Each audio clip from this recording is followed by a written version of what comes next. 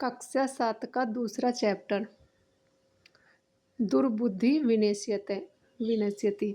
कल हमने इसका हिंदी अनुवाद पिछले वीडियो में पढ़ा। आज हम इसके क्वेश्चन आंसर करेंगे।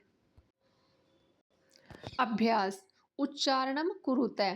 फुल्लोत्पलम् अवलंब्य पक्त्वा कम्बुग्रीवे आवाभ्याम भक्षयिष्यामि उक्तवान् हृदयं सुहृदां भवद्भ्याम उड्डीयते भ्रष्टे।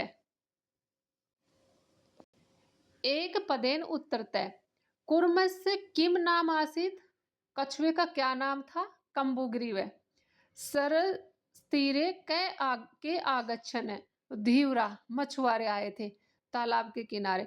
कूर्म केन मार्गेण अन्यत्र गन्तुम् इच्छामि? आकाश मार्गेण।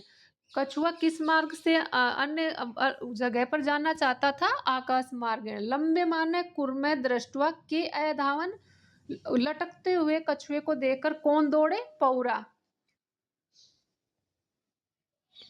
अधोलिखित वाक्यानि कह कम प्रति कथयति इति लिखता है। जो ये नीचे दिए गए वाक्य है ये किसके प्रति कहे गए हैं ये लिखना है। तो प्रातः यद उचितम तत् कर्तव्यम।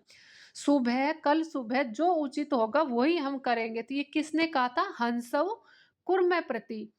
अहम भवद्भ्याम सह आकाश मार्गेण गंतुम इच्छामि। तो ये किसने कहा था कि हम अहम भवद्भ्याम मैं तुम्हारे साथ आकाश मार्ग से जाने की इच्छा करूंगा। तो ये कुर्मे हंसव प्रति कछुए ने हंसों को कहा था। अत्र कै उपाय है? तो ये किसने कहा? हंसव कुर्मम प्रति। अहम उत्तरम न दास्यामि। ये किसने कहा कि मैं उत्तर नहीं दूंगा? तो ये कहा था कुर्मे हंसव प्रति। कछुए ने हंसों के प्रति कहा था कि अगर मुझे कोई भी बोलेगा तो मैं किसी को उत्तर नहीं दूंगा। ये उसने अपना वचन लिया था हंसों के प्रति। यूयम भस्म खादते।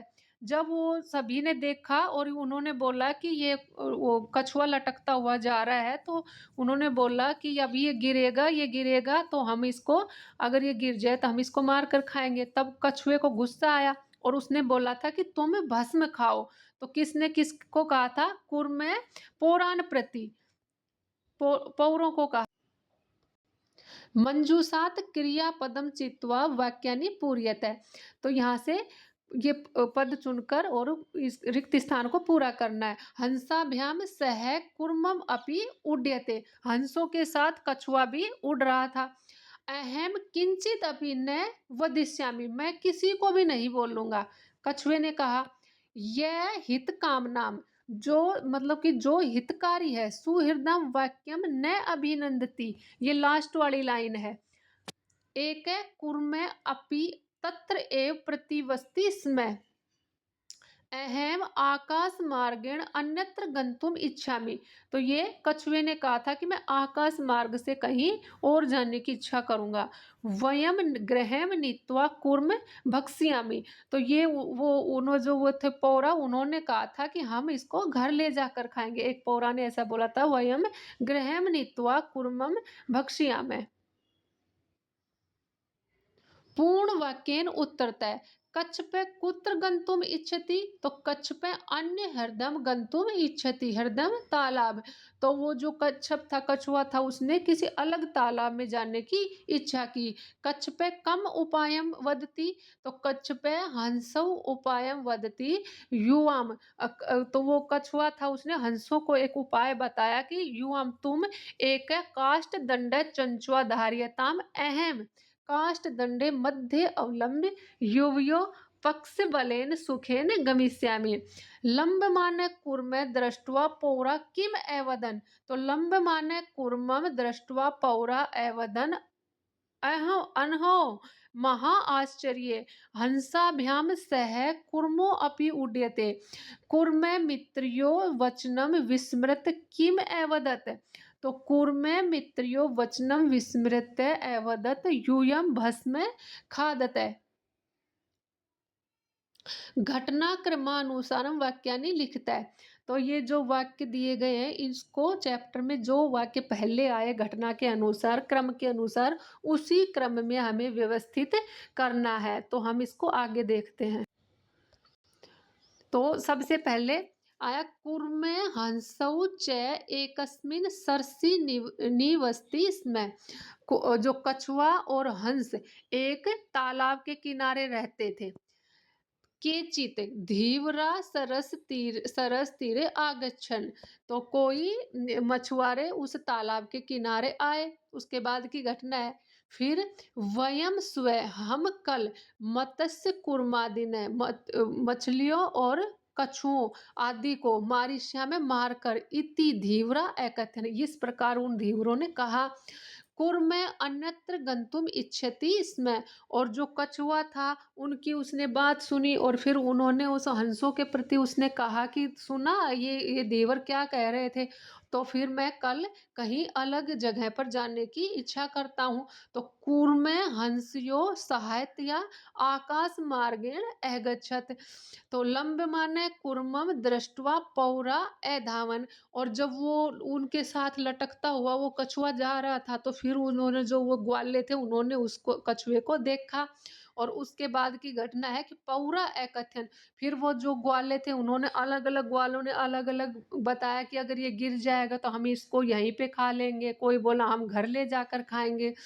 तो इसमें पौरा एकथन वयम पतितम कुर्मम खादिष्यामि। और फिर उसके बाद कुर्मे आकाशात पतितः पौरा मारितश्च। ऐसे ये मंजूषात पदानि चित्वा रिक्त स्थानानि पूर्यते। तो यहाँ एक ये कहानी दी गई है और वो इसमें कहा गया है कि ये शब्द इस कहानी में फिल करो।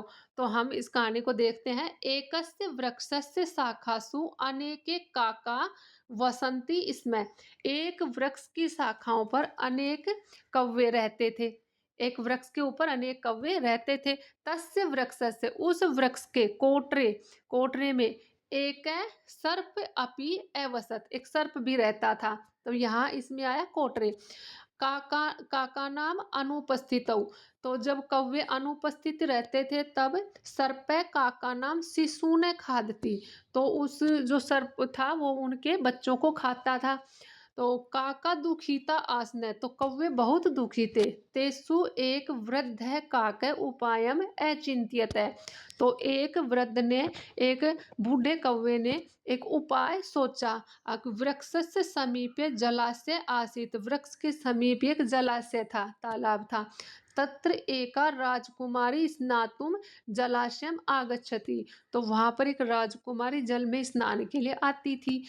इसमें शिलायाम स्थितम तस्या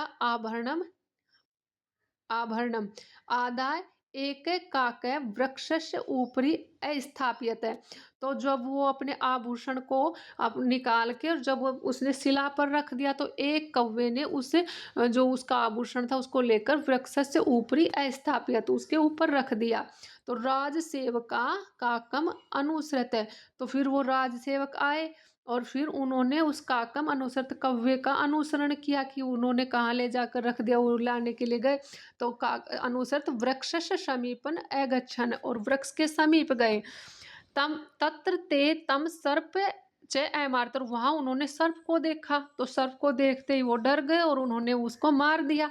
तो अतः एवो उक्तम, इसलिए कहा भी गया है कि उपायन सर्वम सिद्ध्यति, आकि उपाय से, सोच से सब कुछ सिद्ध हो जाता है। इस प्रकार आज हमने इसके क्वेश्चन आंसर किए इस चैप्टर के। Thank you.